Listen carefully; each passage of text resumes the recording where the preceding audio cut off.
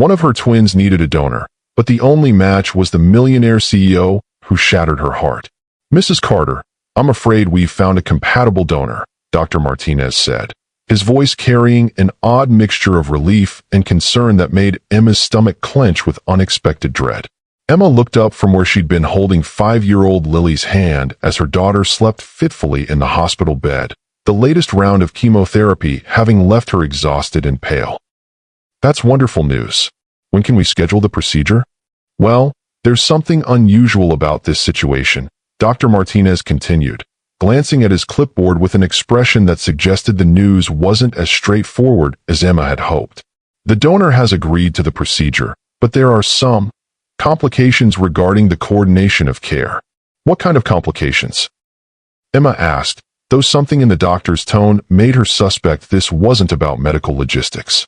"The donor is someone you know, Mrs. Carter. Someone you specifically requested we contact if he was ever identified as a potential match." Emma's blood turned to ice water in her veins. There was only one person she'd ever mentioned to the medical team. Only one name she'd given them in a moment of desperate maternal instinct overriding 5 years of pride and pain. "No," she whispered, her voice barely audible above the steady beep of Lily's monitors. "Please tell me it's not. Alexander Stone has been confirmed as a perfect bone marrow match for Lily," Dr. Martinez said gently. "He's already completed the preliminary testing and has agreed to proceed with the donation. He'll be here tomorrow morning to discuss the timeline and coordinate the procedure." Before we dive deeper into this impossible situation that will test everything you believe about love, forgiveness, and a mother's desperation, tell us where you're listening from and what time it is. Are you already feeling the weight of Emma's impossible choice? Drop it in the comments. We love connecting with our Lux Love Chronicles family, who understand that sometimes life forces us to face our greatest pain to find our greatest healing. Now, let me take you back to how we got to this moment, because to understand why the name Alexander Stone hits Emma like a physical blow, you need to know about the love affair that destroyed her faith in fairy tales and the secret she's been carrying for 5 years. But first, let me explain how we got to this medical miracle that feels more like a cruel twist of fate. 3 weeks earlier, when 5-year-old Lily Carter had collapsed during dance class, Emma had initially thought it was just exhaustion.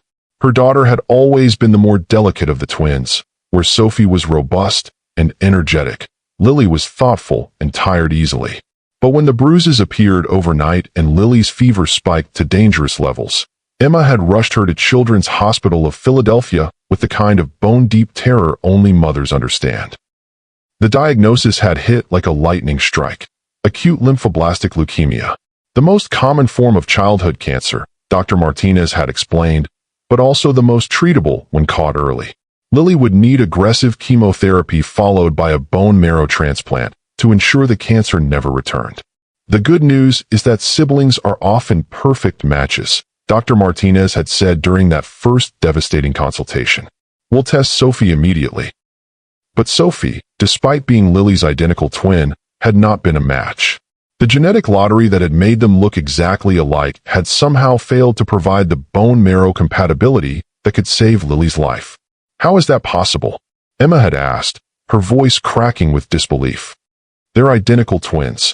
While identical twins share most of their DNA, the specific markers that determine bone marrow compatibility can sometimes differ," Dr. Martinez had explained patiently. "It's rare, but it happens. We'll immediately begin searching the National Bone Marrow Registry for other potential donors." That search had led nowhere. Week after week, as Lily's condition stabilized but didn't improve, the calls came back negative. No matches in the United States. No matches internationally. The combination of genetic markers that made Lily unique also made finding a compatible donor nearly impossible. It was during the 3rd week of searching, when Emma was exhausted from sleeping in hospital chairs and managing Sophie's confusion about why her sister was so sick, that she'd made a decision that had cost her every ounce of pride she possessed. "Dr. Martinez," she'd said during one of their daily consultations, "there's someone else you should test. Someone who might be genetically compatible. A family member we haven't considered?" Emma had taken a shaky breath, knowing that speaking his name aloud would open a door she'd kept locked for 5 years. "Alexander Stone. He might share genetic markers with the girls. Dr. Martinez had looked confused. Is he related to you? A cousin, or he's their father? Emma had said quietly, the words feeling like broken glass in her throat. But he doesn't know they exist. That admission had led to the most difficult conversation of Emma's life. Explaining to the medical team that she'd raised twins alone for 5 years without the father's knowledge. Revealing that Alexander Stone, the Alexander Stone, CEO of Stone Technology Solutions, worth approximately $2.8 billion, had no idea he'd fathered children during their brief, secret affair 6 years ago. Mrs. Carter, Dr. Martinez had said carefully, if Mr. Stone is the children's biological father, there's a very good chance he could be a compatible donor. But we'd need his permission to test him, and given the circumstances, that might be complicated. I know, Emma had replied, staring at her hands to avoid meeting the doctor's sympathetic gaze. But Lily needs a donor, and if there's even a chance he could help her, I have to try. What Emma hadn't known was that Alexander Stone had been registered in the National Bone Marrow Donor Database for 3 years. He'd enrolled during a corporate charity drive after his business partner's 8-year-old son had been diagnosed with leukemia. It had been a gesture of solidarity, a way to support his grieving friend, never imagining that his donation might one day save a life, especially not the life of a child he didn't know existed. When the registry's sophisticated matching system had identified Alexander as a potential donor for a 5-year-old patient in Philadelphia, he'd received a standard phone call from the donation center. Mr. Stone, this is Janet from the National Marrow Donor Program. We have a pediatric patient who appears to be a preliminary match for your genetic markers. Would you be willing to undergo additional testing to confirm compatibility? Alexander had agreed immediately, just as he had when he'd first registered. The testing had been conducted at a lab near his Manhattan office, and he'd thought nothing more about it until the call came confirming he was indeed a perfect match. The patient is a 5-year-old girl with acute lymphoblastic leukemia, Janet had explained. The procedure would involve bone marrow extraction, which requires general anesthesia and a brief hospital stay, but most donors recover completely within a few weeks. When do we schedule it? Alexander had asked without hesitation. There's one unusual aspect to this case, Mr. Stone. The patient's mother has specifically requested to meet with you before the procedure. Normally, donor and recipient families remain anonymous, but she's invoked the emergency family consultation protocol. Alexander had been puzzled but agreeable. Whatever the family needs. When and where? That conversation had been 2 days ago. Alexander had no idea that in agreeing to meet the patient's family, he was about to come face-to-face with the woman who'd haunted his dreams for 5 years and discover he was about to save the life of his own daughter. If you've ever wondered how far a mother would go to save her child, you need to hear this story. Hit that like button because what happens next will test every belief you have about love, forgiveness, and second chances. To understand why Alexander Stone's name could reduce Emma Carter to a trembling mess in a hospital corridor, you need to know about the love affair that had shaped both their lives 6 years ago, when Emma had been a 26-year-old executive assistant and Alexander had been a 32-year-old tech mogul on the rise. Emma had started working for Stone Technology Solutions fresh out of business school, drawn by the company's innovative approach to cybersecurity and Alexander's reputation as a visionary leader. She'd been hired as an executive assistant, but her MBA and quick intelligence had soon made her indispensable to Alexander's daily operations. Their relationship had begun professionally and remained that way for nearly 8 months. Alexander was focused, demanding, brilliant, and completely dedicated to building his company into a major player in the tech industry. Emma had admired his drive, his strategic mind, and his ability to see technological possibilities that others missed. She'd also been attracted to him physically, though she'd never allowed herself to acknowledge it. Alexander Stone was tall and lean, with dark hair that he ran his hands through when he was thinking, green eyes that seemed to see through every corporate facade, and an intensity that made even routine business meetings feel electric. The shift in their relationship had happened gradually, then all at once. Late nights working on product launches had turned into shared dinners at his office. Business trips had become opportunities for long conversations about everything from market strategies to childhood dreams.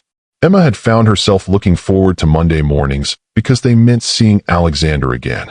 The first time he'd kissed her had been after a particularly successful client presentation. They'd been alone in the conference room, celebrating the multi-million-dollar contract they'd just secured, when Alexander had suddenly cupped her face in his hands and kissed her with a passion that had taken her breath away. "I've wanted to do that for months," he'd whispered against her lips. "Alexander, we can't." Emma had begun, but he'd kissed her again, and all her professional reservations had dissolved under the intensity of feelings she'd been suppressing for too long. Their affair had lasted 10 months, conducted in secret due to company policies and the significant difference in their positions. Alexander had been careful to ensure their professional relationship remained pristine, no favoritism, no inappropriate behavior in the office, no hint that their after-hours connection existed. But privately, they'd been inseparable. Alexander had shown Emma a side of himself that few people ever saw: vulnerable, thoughtful, surprisingly romantic. He'd cooked dinner for her in his penthouse apartment, had listened to her dreams of eventually starting her own consulting firm, had made her feel like she was his partner in both business and life. Emma had fallen completely, desperately in love with him. She'd imagined a future where they could be public about their relationship, where she might transition into a more senior role at the company, where they might build something lasting together. She'd been naive about the realities of dating a billionaire. The beginning of the end had come when Alexander's company had caught the attention of Ashworth Industries, a family-owned conglomerate looking to expand into technology. The potential merger would have valued Stone Technology at $1.2 billion and would have made Alexander one of the youngest tech moguls in the country. But the Ashworth family had old-fashioned ideas about business partnerships. They wanted to see Alexander settled, stable, connected to the right social circles. They'd made it clear that the merger would be smoother if Alexander were married to someone who understood the responsibilities that came with generational wealth. Enter Victoria Ashworth, daughter of the company's founder, beautiful in the way that expensive breeding and personal trainers could create, educated at the finest schools, and groomed from birth to be the perfect wife for a powerful man. Emma had known something was wrong when Alexander had started canceling their dinner plans, when their late-night conversations had become brief and professional, when he'd looked at her with something that seemed almost like guilt during business meetings. The truth had come out on a Thursday evening in March when Emma had arrived at Alexander's penthouse with Chinese takeout and plans to celebrate the preliminary merger agreements. She'd found him sitting at his kitchen counter with a bottle of expensive scotch and an expression that had made her stomach drop with dread. "Emma, we need to talk," he'd said, his voice carrying the tone of a man about to deliver a death sentence. "About the merger? I saw the preliminary numbers, and they're incredible. About us," Alexander had interrupted. "About this relationship." Emma had set down the bag of food with hands that were already beginning to shake. "What about us?" "It has to end. Tonight." The words had hit her like physical blows. "I don't understand. Yesterday you said you loved me. Yesterday you talked about us taking a vacation together after the merger was finalized." "Yesterday I was living in a fantasy," Alexander had replied, his voice cold in a way she'd never heard before. "Today I'm facing reality." "What reality?" "The reality that you're my assistant, and I'm about to become one of the most powerful men in the tech industry. The reality that what we have, whatever we have, isn't sustainable at the level I'm moving toward." Emma had stared at him, searching his face for any sign of the man who'd held her so tenderly just the night before. "Alexander, if this is about the company policies, we can figure that out. I can find another position, or we can disclose the relationship to HR. This isn't about company policies, Emma. This is about compatibility. About what works in the real world versus what works in the bubble we've been living in." "I don't understand what you're saying." Alexander had drained his scotch glass before meeting her eyes with a look that had shattered something fundamental inside her chest. "I'm saying that people like me don't end up with people like you. Not in the long term. Not when there are business considerations and family expectations and social responsibilities that go beyond what two people feel in private moments. People like me," Emma had repeated, her voice barely above a whisper. "You're wonderful, Emma. You're intelligent and beautiful, and you've been an incredible partner in every way. But you come from a different world. You don't understand the pressures that come with generational wealth, the social obligations, the strategic marriages that strengthen business empires rather than just satisfying personal desires. Each word had been like a knife between her ribs. Strategic marriages? Victoria Ashworth and I will be announcing our engagement next month. The merger will be finalized 6 weeks after the wedding. Emma had gripped the kitchen counter to keep from falling. You're marrying someone else. I'm marrying someone who understands the responsibilities that come with my position. Someone who can be a true partner in building the kind of legacy I want to create. And I can't be that person. Alexander had looked away, unable to meet her eyes. You knew this was temporary, Emma. We both knew that eventually, I need to make choices based on more than just what we felt for each other. No, Emma had said, her voice growing stronger with anger and disbelief. I didn't know this was temporary. I thought we were building something real. I thought you loved me. I do love you. That's what makes this so difficult. If you loved me, you wouldn't be throwing me away for a business deal. I'm not throwing you away. I'm being realistic about what's possible and what isn't.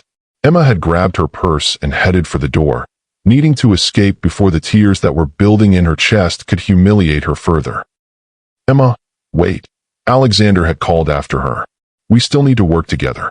The merger will take months to complete, and I need you too. You need me to what?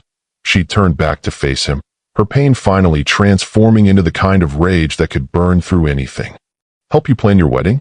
Coordinate meetings with your fiancé? Pretend that everything between us meant nothing. I need you to be professional about this. To understand that business has to come first. Business comes first, Emma had repeated slowly. Always business first with you, isn't it, Alexander? Even when it comes to love. Love doesn't pay for the lifestyle you've been enjoying, Emma. Love doesn't build companies or create jobs or change industries. And love apparently doesn't matter when there's money to be made. She'd left that night and had submitted her resignation the next morning. 2 weeks later, she'd discovered she was pregnant. Emma had stared at the positive pregnancy test in the bathroom of her small apartment, her hands shaking as the implications had crashed over her. She was carrying Alexander Stone's baby, the baby of a man who'd made it brutally clear that she wasn't worth choosing over a business opportunity. Her first instinct had been to call him, to tell him about the pregnancy, to hope that discovering he was going to be a father might change his perspective about what mattered most. But then she'd remembered his words. People like me don't end up with people like you. Emma had realized that telling Alexander about the pregnancy would force him into an impossible situation. He'd either feel trapped into abandoning his merger and engagement, which would breed resentment that would poison any relationship they tried to build, or he'd find a way to handle the problem that would protect his business interests and social standing. Neither option had seemed like it would result in a healthy environment for raising a child. But Emma's pregnancy had held one more surprise. At the 20-week ultrasound, she'd learned she was carrying twins. 2 babies who would grow up without their father because their mother was too proud to trap a man who'd made his priorities crystal clear. Emma had used her severance package and savings to move to Philadelphia, where the cost of living was lower and where she could disappear into anonymity while she figured out how to raise 2 children alone. She'd started a small business consulting firm, working from home while pregnant and gradually building a client base that allowed her to support her growing family. Lily and Sophie Carter had been born on a snowy February morning, 2 perfect little girls who'd never known they had a father worth billions of dollars. Emma had chosen not to list a father on their birth certificates, had raised them to believe that sometimes families were just mommies and babies, and that was perfectly normal and complete. For 5 years, Emma's plan had worked perfectly. The twins were happy, healthy, and well-adjusted. Emma's consulting firm had grown successful enough to provide a comfortable middle-class life. They lived in a modest house in a good neighborhood. The girls attended excellent schools, and Emma had convinced herself that they were better off without Alexander Stone's complicated world of wealth and social expectations. Until Lily had gotten sick. Until the only thing that could save her daughter's life was bone marrow from the man who destroyed Emma's faith and love and whom she'd spent 5 years trying to forget. The conversation they're about to have will determine if an innocent child lives or dies. Are you holding your breath? Comment below if you think he'll help her despite their painful history. Now, As Emma sat in the hospital corridor waiting for Alexander to arrive for their first face-to-face meeting in 5 years, she felt like she was drowning in the weight of decisions she'd made and secrets she'd kept. Dr. Martinez had explained that the donor, Alexander, would arrive at 10 a.m. for what he believed was a standard pre-procedure consultation with the patient's family. He had no idea that the family he was meeting included his own children. "Mrs. Carter," Dr. Martinez had said gently, "I want to prepare you for how difficult this conversation might be. Mr. Stone believes he's here to discuss donating bone marrow to a child whose family specifically requested to meet him. He doesn't know why you requested the meeting, and he certainly doesn't know about his biological connection to the twins." "I understand," Emma had replied, though she wasn't sure she understood anything anymore. "How do you want to handle this? Do you want to tell him about his paternity before or after we discuss the medical procedures?" Emma had considered the question for days, and she still didn't have a good answer. "I think we should focus on Lily first, on what she needs and what the procedure involves. The rest, we'll figure out the rest as we go." "And the twins? Do they know they're meeting their father today?" "They know a man is coming who might be able to help Lily get better," Emma had said carefully. "They don't know anything beyond that." Now, at 9:47 a.m., Emma sat in the family consultation room with both twins, trying to keep her hands from shaking as she watched the door for Alexander's arrival. Lily was in a wheelchair. The latest round of chemo had left her weak, but she was alert and curious about the meeting. Sophie sat protectively beside her sister, holding her hand the way she had throughout this entire ordeal. "Mommy, you look scared," Sophie observed with the brutal honesty of 5-year-olds. "Is the man who's coming scary?" "No, sweetheart," Emma replied, smoothing Sophie's dark hair that was exactly the same shade as Alexander's. "He's not scary. Mommy's just nervous about talking to someone she used to know." "Did you used to be friends?" Lily asked. Emma's throat tightened with the complexity of that question. "Something like that." "Maybe you can be friends again," Sophie suggested with the optimism of childhood. "Sometimes when people help each other, they become friends." Before Emma could respond, there was a soft knock on the consultation room door. Dr. Martinez's voice called out, "Mrs. Carter? Mr. Stone is here." Emma's heart hammered against her ribs as she stood up, smoothing her sweater and trying to prepare herself for seeing Alexander again after 5 years. Nothing could have prepared her for the reality. The door opened, and Alexander Stone walked into the room looking exactly like Emma's memories and completely different at the same time. He was still tall and lean, still carried himself with the confident posture of someone accustomed to commanding rooms full of powerful people. His dark hair was shorter now, with subtle threads of silver at the temples that only made him more distinguished. He wore an expensive but understated charcoal suit that emphasized his athletic build without being flashy. But his face was different. Older, obviously, but also marked by something that looked like weariness or regret. The sharp ambition that had once radiated from him seemed tempered by something softer, more thoughtful. Alexander's gaze found Emma first, and she watched as recognition dawned in his green eyes, the same green eyes that stared back at her every day from Sophie's face.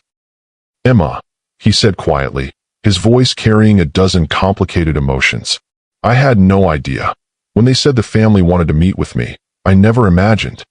"Hello, Alexander," Emma managed, her voice steadier than she'd expected. "Thank you for coming, for agreeing to help."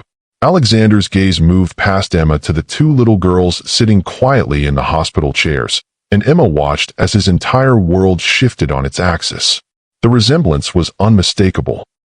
Both twins had Emma's delicate features and her smile, but they had Alexander's coloring, his hair, and most strikingly, his distinctive green eyes. Sophie particularly looked like she could have been Alexander's childhood photographs brought to life. Alexander stared at the twins for a long moment, his face cycling through confusion, recognition, and dawning realization. When he spoke, his voice was barely above a whisper. "Emma, how old are they?" "5," Emma replied, watching as Alexander did the mathematical calculation that would confirm what his eyes were already telling him. 5 years old, he repeated slowly, his gaze moving between the twins and Emma. Which means they were born about 8.5 months after our last conversation," Emma said quietly. Sophie, who had been watching this exchange with growing curiosity, suddenly stood up from her chair and walked directly to Alexander. She stopped in front of him and tilted her head back to study his face with the frank assessment that only children could manage. "You have my eyes," she said matter-of-factly. "And my hair. Are you our daddy?" The question hung in the air like a bomb waiting to explode. Alexander looked down at Sophie, then at Lily still seated in her wheelchair, then back at Emma with an expression of such profound shock that Emma almost felt sorry for him. "Yes," Alexander said finally, his voice cracking slightly on the single word. "I think I am." Sophie's innocent question, "Are you our daddy?" had shattered the careful composure Alexander Stone had maintained throughout a decade of high-stakes business negotiations. He stared down at the little girl whose green eyes were mirror images of his own, his throat working soundlessly as he struggled to process the magnitude of what he was discovering. "Yes," he said again, the word coming out stronger this time as the reality settled into his bones. "I think I am your daddy." Sophie's face lit up with the uncomplicated joy that only 5-year-olds could manage. "I knew it. Lily, look. We found our daddy, and he's going to make you better." From her wheelchair, Lily smiled weakly but genuinely. "Hi, Daddy," she said simply, as if greeting a father she'd been waiting her whole life to meet was the most natural thing in the world. Alexander felt his knees go weak. These two perfect little girls, his daughters, were looking at him with trust and acceptance he hadn't done anything to earn. He'd missed 5 years of their lives, 5 years of birthdays and bedtime stories and scraped knees and Christmas mornings, and they were welcoming him like he'd just been away on a long trip. Alexander started, then stopped, overwhelmed by emotions he'd never experienced before. He looked at Emma, who was watching this interaction with tears streaming down her face. "Emma, why didn't you tell me?" Before Emma could answer, Dr. Martinez cleared his throat gently. "Perhaps we should sit down and discuss the medical situation first. We can address the personal aspects of this reunion after we've covered what Lily needs for her treatment." Alexander dragged his attention away from his daughters with visible effort. "Yes, of course. The bone marrow donation. That's why I'm here." "Actually, Mr. Stone," Dr. Martinez said carefully, "now that we understand the family dynamics involved, there are some additional considerations we need to discuss." "What kind of considerations?" "You're not just a compatible donor anymore. You're Lily's biological father, which changes both the medical and legal aspects of this situation significantly." Alexander sat down heavily in one of the consultation room chairs, his business-trained mind trying to process the implications while his heart reeled from meeting his children. "How does it change things?" "Medically, it confirms why you're such a perfect match. Parent-child bone marrow compatibility is extremely high, which means the chances of Lily's body accepting your donation are excellent. Legally, it means you now have parental rights and responsibilities that didn't exist when you were simply an anonymous donor." Emma's face went pale. "What does that mean exactly?" "It means that Mr. Stone can now make medical decisions for Lily alongside you, Mrs. Carter. It also means that after the immediate crisis is resolved, you'll need to address custody arrangements, financial support, and other parental obligations." Alexander held up a hand. "Let's focus on saving Lily's life first. Everything else can be sorted out later." "Absolutely," Dr. Martinez agreed. "The bone marrow extraction procedure is relatively straightforward. We'll harvest stem cells from your hip bone under general anesthesia. The process takes about 2 hours, and you'll need to stay in the hospital overnight for observation. Lily's transplant will happen simultaneously. As we're extracting your bone marrow, we'll be preparing her to receive it." "What are the risks?" Alexander asked. "For you, minimal. Some pain and stiffness at the extraction site, fatigue for a few days, but most donors recover completely within 2 weeks. For Lily, the risks are more significant because of her compromised immune system, but given the perfect genetic match, we're very optimistic about her chances." Sophie had been listening to this conversation with the serious attention children gave to important adult discussions they didn't entirely understand. "Does it hurt?" she asked Alexander. "When they take the bone marrow to give to Lily?" Alexander looked down at his newly discovered daughter, struck by her concern for his well-being. "A little bit," he admitted honestly, "but not as much as it would hurt to lose your sister." Sophie nodded solemnly. "We can take care of you while you get better. Mommy's really good at taking care of sick people." Alexander's gaze moved to Emma, taking in the exhaustion etched in her features, the careful strength she'd maintained throughout this crisis, the way she protected and raised their daughters without any help from him. "Your mommy is very good at taking care of people," he agreed quietly. Dr. Martinez continued explaining the medical timeline. The procedure would happen the next morning, followed by a critical 72-hour period where they'd monitor Lily's body's acceptance of the new bone marrow. If all went well, Lily could be in remission within a month and fully recovered within 6 months. "I'll need to make some arrangements," Alexander said when the medical briefing concluded. "Cancel meetings, reschedule commitments. How long should I plan to stay in Philadelphia?" "The extraction procedure requires 1 night in the hospital, but I'd recommend staying in the area for at least a week to monitor Lily's initial response," Dr. Martinez replied. "A week," Alexander repeated, glancing at Emma. "I'll need somewhere to stay. There are several hotels near the hospital," Emma said quietly. "Actually," Dr. Martinez interjected, "given the family situation, it might be beneficial for Mr. Stone to be easily accessible to both his daughters during this period. Sophie will need support too, and Lily may find comfort in having both parents nearby." The implication hung in the air that Alexander should stay close to Emma and the twins, that they should navigate this crisis as a family unit despite 5 years of separation and all the unresolved pain between them. "We have a guest room," Emma said finally, her voice careful and neutral. "If you think it would help the girls." Alexander looked at her, recognizing the sacrifice this offer represented. Having him in her home would be emotionally difficult for Emma, but she was putting Lily's needs first, just as she'd apparently been doing for 5 years. "Thank you," he said simply. "I'd like that very much." The moment Alexander sees his own eyes looking back at him from those little faces changes everything. Subscribe and hit that notification bell because the emotional tsunami that's coming will leave you speechless. After Dr. Martinez left to schedule the procedure, Alexander found himself alone with Emma and his daughters for the first time. The silence stretched uncomfortably as 5 years of unspoken words and unresolved pain filled the room.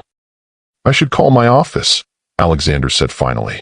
"Let them know I'll be out for the rest of the week." "Daddy," Lily said softly, and Alexander's heart nearly stopped at hearing the word directed at him. "Are you sad that you didn't know about us?" Alexander knelt beside Lily's wheelchair, bringing himself to her eye level. "I'm sad that I missed so much time with you and Sophie," he said honestly. "But I'm not sad about finding out now. Meeting you is the best thing that's happened to me in a very long time." "Mommy used to cry sometimes," Sophie offered with the brutal honesty of childhood. "When we asked about our daddy, she said you lived very far away and couldn't visit us." Alexander's gaze moved to Emma, who was looking anywhere but at him. "Your mommy was protecting you," he said carefully. "Sometimes grown-ups make things more complicated than they need to be. Will you stay with us after Lily gets better?" Sophie asked. "Will you be our daddy every day instead of just when we're in the hospital?" The question hit Alexander like a physical blow. These children were asking for a commitment he wasn't sure he knew how to make, a level of emotional availability he'd never been required to provide. But looking at their hopeful faces, he found himself making a promise that surprised him with its certainty. "I want to be your daddy every day," he said quietly. "But that's something your mommy and I need to figure out together." Emma's composure finally cracked. "Girls, why don't you go see if the nurses have any new coloring books in the activity room? Daddy and I need to talk about some grown-up things." Sophie took charge of Lily's wheelchair with the practiced efficiency of a sister who'd been helping throughout this medical crisis. "Come on, Lily. Let's go draw pictures for Daddy so he has something to look at when he's getting his bone marrow taken out." After the twins left, Emma and Alexander stared at each other across the consultation room. 5 years of hurt and anger and unfinished business stretching between them like a chasm. "5 years, Emma," Alexander said finally, his voice rough with emotion. "5 years you kept this from me." "You made your position very clear," Emma replied, her voice gaining strength from familiar anger. "People like you don't end up with people like me, remember? I wasn't worth choosing over a business deal." "That's not," Alexander started, then stopped, recognizing the truth in her words. "I was wrong. About everything. About what mattered. About what I wanted about you." You were engaged to someone else 3 weeks after you threw me away like garbage, Emma said, years of suppressed pain finally surfacing. You married Victoria Ashworth. You built the life you said you wanted. Don't pretend you would have wanted to know about the pregnancy. I didn't marry Victoria, Alexander said quietly. Emma blinked in surprise. What? I called off the engagement 6 months after I announced it. The merger went through anyway. Turned out the Ashworths cared more about the technology patents than about my marital status. I've been divorced for 3 years. Divorced? But you said, I said a lot of things I didn't mean because I was scared and stupid and convinced that business success was the only thing that mattered. Alexander ran his hands through his hair in the gesture Emma remembered from their time together. I married Victoria because I thought I was supposed to. Because it made sense on paper. But I never loved her, Emma. I was still in love with you. Emma stared at him, processing this information that contradicted everything she'd believed for 5 years. You were in love with me? I never stopped being in love with you. The night I ended our relationship was the worst mistake of my life, but by the time I realized it, you'd disappeared. I tried to find you. I hired investigators. I called everyone who'd ever worked with you. I even went to your old apartment building. You'd vanished completely. I didn't want to be found, Emma said quietly. I was pregnant and heartbroken, and I couldn't bear the thought of you trying to fix the problem with money or legal agreements. Is that what you think I would have done? I think you would have done whatever protected your business interests and your reputation. Just like you did when you chose the merger over our relationship. Alexander was quiet for a long moment, acknowledging the truth in her assessment. You're right. 5 years ago, that's exactly what I would have done. I would have seen the pregnancy as a complication to be managed rather than a miracle to be celebrated. And now I've spent 5 years learning that all the money and success in the world means nothing if you don't have anyone to share it with. Now I've just met my daughters and realized I've been living half a life without even knowing it. Emma studied his face, looking for the calculation and ambition that had once driven every decision he made. What changed? Losing you changed me. Realizing that I'd thrown away the best thing in my life for a business deal that ended up meaning nothing. Spending 3 years married to someone I didn't love while thinking about you every single day. Alexander's voice grew raw with emotion. Discovering that I have 2 incredible daughters who've been growing up without their father because I was too arrogant and short-sighted to recognize what actually mattered. Alexander, I know I don't deserve forgiveness. I know I can't undo 5 years of absence or take back the things I said that night. But Emma, if you'll let me, I want to spend the rest of my life making up for those mistakes. Before Emma could respond, Sophie and Lily returned with their artwork, colorful drawings of stick figures labeled Mommy, Lily, Sophie, and Daddy standing together in front of a house with an oversized sun shining down on them. Look, Daddy, Sophie said proudly. I drew our family. Alexander took the drawing with hands that trembled slightly. It's beautiful, Sophie. Is this your house? It's the house we're going to live in when Lily gets better, Lily explained matter-of-factly. All of us together like real families. Alexander looked at Emma over the twins' heads, seeing his own emotions reflected in her eyes, hope and fear, and the desperate desire to give these children the stable family they deserved, tempered by the realistic knowledge that love alone might not be enough to overcome 5 years of hurt and separation. We'll see, sweetheart, Emma said gently. Right now we need to focus on getting you healthy. The rest of the day passed in a blur of pre-surgical consultations, paperwork, and the strange intimacy of navigating a medical crisis as a newly reunited family. Alexander stayed close to the twins, marveling at their personalities and trying to absorb 5 years' worth of getting to know his children in the space of a few hours. Lily was quiet and thoughtful, an observer who seemed to understand more than her 5 years should have allowed. She asked Alexander about his work, about the buildings his company had helped design, about whether he liked books as much as she did. Sophie was more energetic despite the stress of her sister's illness, full of questions about where Alexander lived, whether he had any pets, whether he knew how to braid hair, and if he could teach her to tie her shoes the daddy way instead of the mommy way. Emma watched these interactions with a mixture of joy and terror. Alexander was good with the children, patient, genuinely engaged, treating them like complete people rather than miniature adults. But she'd seen his charm before, had fallen for his ability to make her feel like the most important person in his world right up until the moment she wasn't. That evening, they went to Emma's house, a modest two-story colonial in a quiet Philadelphia suburb that was everything Alexander's Manhattan penthouse wasn't. It was warm and lived in, with children's artwork covering the refrigerator, family photos on every surface, and the kind of comfortable chaos that spoke of real family life. "This is our home," Sophie announced, giving Alexander the grand tour with 5-year-old enthusiasm. "This is my room, and this is Lily's room, and this is Mommy's room, and this is the guest room where you'll sleep." Alexander took in every detail, the twins' bedroom walls covered with their artwork, the bookshelf overflowing with children's stories, the photos documenting 5 years of birthdays and holidays, and everyday moments he'd missed. "They're beautiful children," he said to Emma as they stood in the hallway looking at a photo collage of the twins' first 5 years. "They are," Emma agreed. "They're smart and kind and resilient. They've had a good life, Alexander. I want you to know that." "I can see that. You've done an incredible job raising them alone." "I wasn't completely alone. I had help, my mother, good friends, a wonderful daycare. But yes, most of it was just us." Alexander studied a photo of Emma at what looked like the twins' 3rd birthday party, surrounded by other mothers and children, smiling but with tired eyes that spoke of the weight of single parenthood.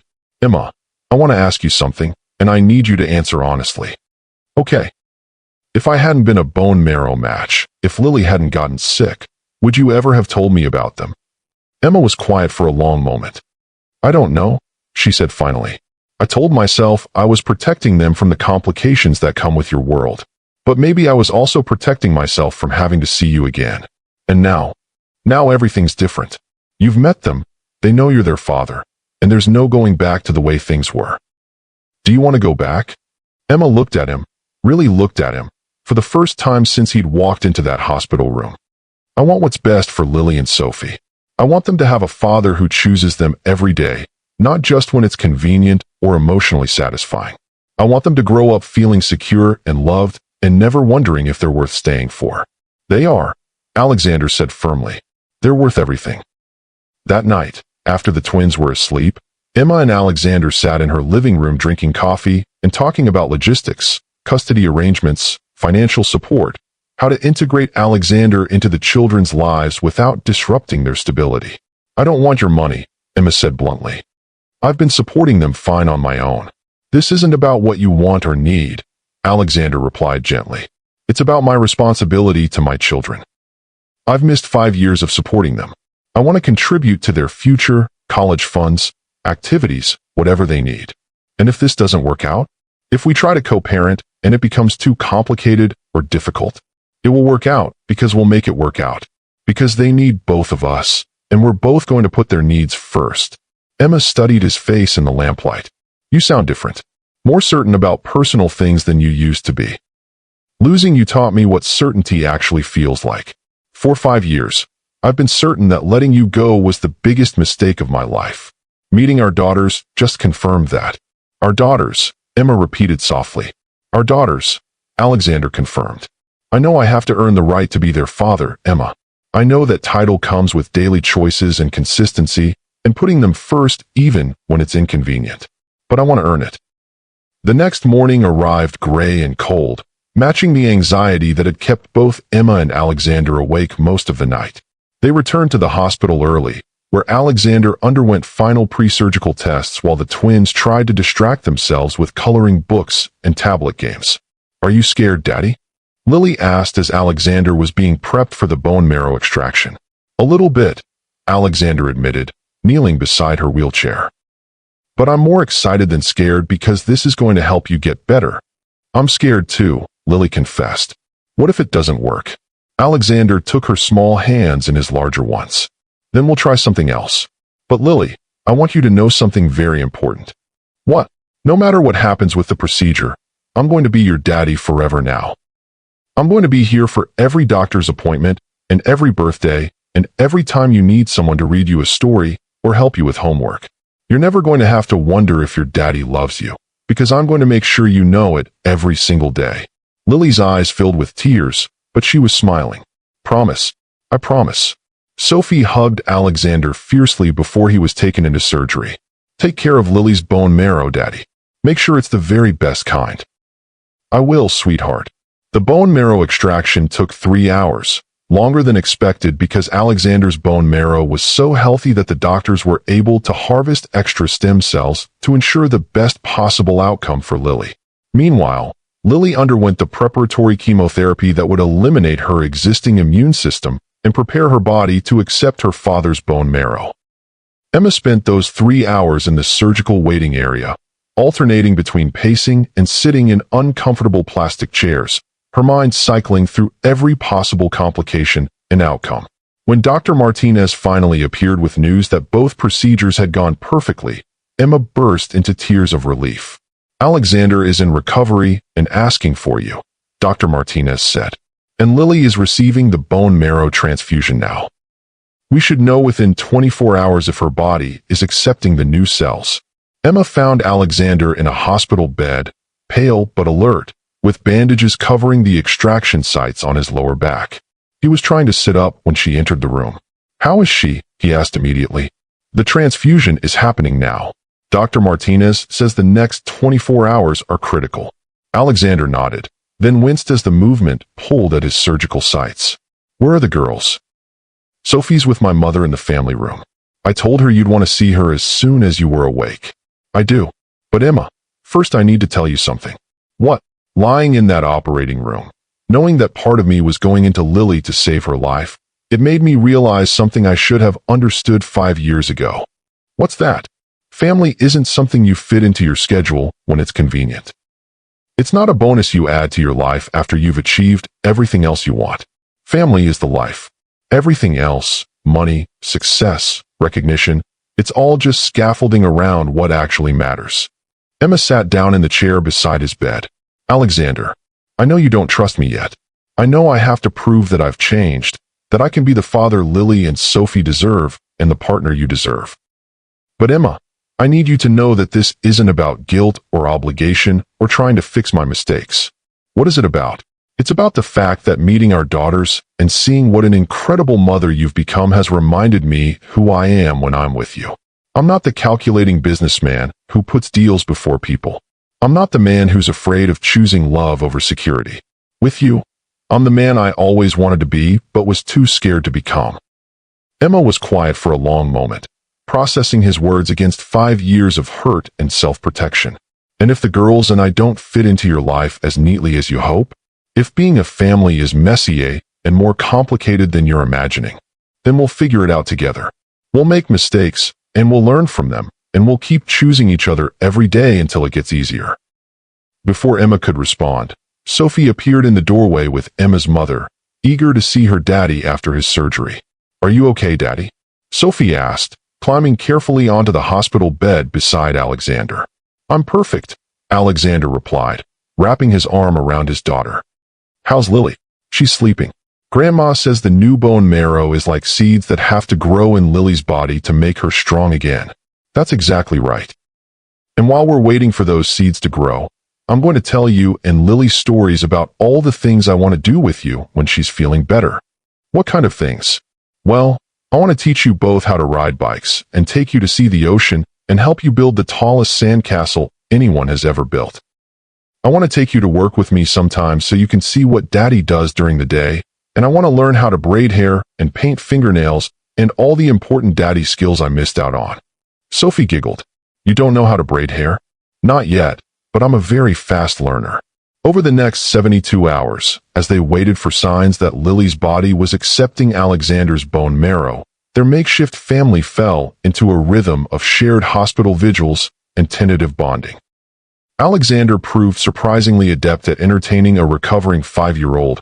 He read stories with dramatic voices, played endless games of I Spy, and listened patiently to Lily's detailed explanations of her favorite books and movies. Sophie divided her time between her father and sister, delighted to finally have both parents available to answer her constant stream of questions and meet her need for attention during this scary time. Emma watched these interactions with growing amazement and cautious hope. Alexander wasn't performing fatherhood. He was living it, adjusting his approach to each child's personality, learning their preferences and fears, becoming genuinely invested in their well-being beyond the medical crisis. On the third day, Dr. Martinez delivered the news they'd all been hoping for. Lily's body was not only accepting Alexander's bone marrow, but the new cells were already beginning to produce healthy blood cells. "She's going to be okay," Dr. Martinez said, his smile matching the relief on every face in the room. "We'll need to monitor her closely for the next few months, but all indicators suggest the transplant was a complete success." Lily, who had been gaining strength daily as the new bone marrow took hold, threw her arms around Alexander. "Thank you for saving me, Daddy. Thank you for letting me be your daddy," Alexander replied, his voice thick with emotion. That evening, as they prepared to finally go home as a family, Emma found herself alone with Alexander in Lily's hospital room while the twins said goodbye to their favorite nurses. "So what happens now?" she asked quietly. "Now we go home and figure out how to be a family," Alexander replied. "I'm going to find a house in Philadelphia, something close to your neighborhood so the girls don't have to change schools. I'm going to reorganize my business so I can work from here most of the time. And I'm going to spend every day earning the right to be part of this family. And us? What happens with us?" Alexander looked at her with an expression that held all the love and regret and hope of their shared history. "That's up to you, Emma. I know I love you. I never stopped loving you. I know I want to build a life with you and our daughters. But I also know that love isn't enough if you can't trust me to choose you and them over everything else." Emma was quiet for a moment, watching Lily and Sophie through the hospital room window as they hugged their nurses goodbye. "I'm scared," she admitted finally. "Of what? Of believing this is real. Of letting myself hope that you've really changed, that this time you'll stay. Of our daughters getting their hearts broken if this doesn't work out. I'm scared too," Alexander admitted. "I'm scared of messing this up, of not being the father they need, of losing you again. But Emma, I'd rather be scared with you than certain without you." Emma turned to face him fully, seeing vulnerability and determination in his expression. "If we do this, if we try to be a family, there have to be rules. Name them. The girls come first. Always. Every decision we make has to be about what's best for them, not what's easiest or most convenient for us." "Agreed. No more secrets. No more protecting each other from complicated truths. If we're going to be partners, we have to be honest partners." "Absolutely. And Alexander, if you ever decide that this life isn't what you want, if you ever realize that family commitments are too restrictive or demanding, you have to tell me immediately. You can't stay out of obligation or guilt. Our daughters deserve a father who chooses them because he wants them, not because he has to have them." Alexander stepped closer to her, close enough that she could see the sincerity in his green eyes. "Emma, 5 years ago, I was an idiot who thought that success meant accumulating things, money, recognition, power. I thought family was something you added to a successful life, not something that made life successful. And now? Now I know that everything I've accomplished means nothing compared to hearing Lily call me daddy or seeing Sophie's face light up when I walk into a room. Now I know that the only success that matters is building something lasting with the people you love." Emma studied his face, looking for any trace of the calculating ambition that had once driven every decision he made. Instead, she saw the same man who had held her through sleepless nights 6 years ago, who had listened to her dreams and fears, who had made her believe in love before he'd broken her heart. But she also saw something new, a depth and certainty that hadn't existed before, the wisdom that came from loss and regret, and the determination to be better. "One day at a time," she said finally. "One day at a time," Alexander agreed. "And if it works? If we can really do this?" Alexander smiled, the first completely unguarded smile she'd seen from him since he'd walked into that hospital room 3 days ago. "Then we'll be the luckiest family in the world." 6 months later, Emma Stone, she'd taken Alexander's name when they remarried in a small ceremony with just the twins and Emma's mother as witnesses, stood in the kitchen of their new house, a spacious colonial in the same neighborhood where the twins had started kindergarten, watching her family through the window. Alexander was in the backyard with Lily and Sophie, teaching them to garden in the raised beds they'd built together. Lily, now in complete remission and healthier than she'd ever been, was carefully planting tomato seedlings while explaining to her father the proper spacing requirements, she'd learned from a library book.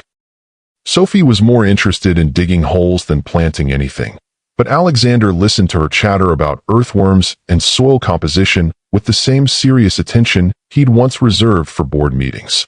"Mommy, come help us plant the flowers," Lily called from the garden. "Coming, sweetheart," Emma called back, removing her apron and heading outside to join her family. Alexander looked up as she approached, soil streaking his hands and the kind of genuine contentment on his face that no business deal had ever produced. "How was the conference call with the new client?" "Excellent. They want to hire us for a 6-month project redesigning their employee wellness programs." Emma's consulting firm had grown significantly since she and Alexander had married. Having his business connections hadn't hurt, but her reputation for innovative human resources solutions had been built on her own merit. "That's wonderful. Will it require travel?" "Some, but nothing we can't manage around the girl's schedule." This was how they made decisions now. As partners who understood that family logistics came first and business opportunities were evaluated based on how they fit into their shared life rather than forcing their life to accommodate work demands. "Daddy, look." Sophie held up a handful of earthworms. "I found the helpers for our garden." "Those are excellent helpers," Alexander agreed seriously. "Should we make them a special place to live?" As Emma knelt beside Lily to help with the tomato planting, she reflected on how dramatically their lives had changed since that terrifying day when Lily had been diagnosed with leukemia. The medical crisis that had forced them back together had ultimately given them the chance to build something stronger and more authentic than what they'd lost 5 years earlier.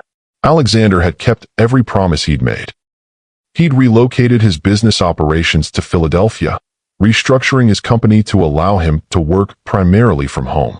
He'd learned to braid hair after watching several YouTube tutorials, had attended every parent-teacher conference and school play, and had become the kind of father who knew his daughter's favorite bedtime stories by heart. More importantly, he'd proven that his priorities had fundamentally shifted. When business crises arose that demanded his immediate attention, he'd found ways to handle them without abandoning family commitments. When opportunities for expansion or acquisition presented themselves, he'd evaluated them based on whether they would enhance or diminish his ability to be present for his wife and daughters. "Emma," Alexander said quietly as they worked together in the garden while the twins played nearby, "do you ever regret it? Taking the chance on us again?" Emma looked at him, taking in the man who'd learned to put tomato planting ahead of quarterly reports, who'd chosen love over ambition and family over empire. "Never," she said firmly. "Do you? My only regret is that it took a medical crisis for me to find you again. I wish I'd been brave enough to choose you and the girls from the beginning. But if you had been, we might not have appreciated what we have now. Maybe we both needed to grow into the people who could build this kind of family." Alexander nodded, understanding the wisdom in her words. "Besides, I like our story. It has a happy ending." "Daddy, Mommy," Lily called out. "Come see what Sophie and I planted." They walked over to discover that the twins had created an elaborate garden design involving flowers arranged in the shape of a heart, with family spelled out in marigold seeds. "It's perfect," Emma said, hugging both girls. "When the flowers grow, it will say that we're a family that loves each other," Sophie explained proudly.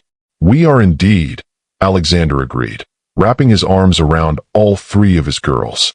If this story reminded you that sometimes our greatest challenges become our greatest blessings, and that true love can survive even the deepest wounds, smash that subscribe button and share this with someone who needs hope. What moment in this story touched you most?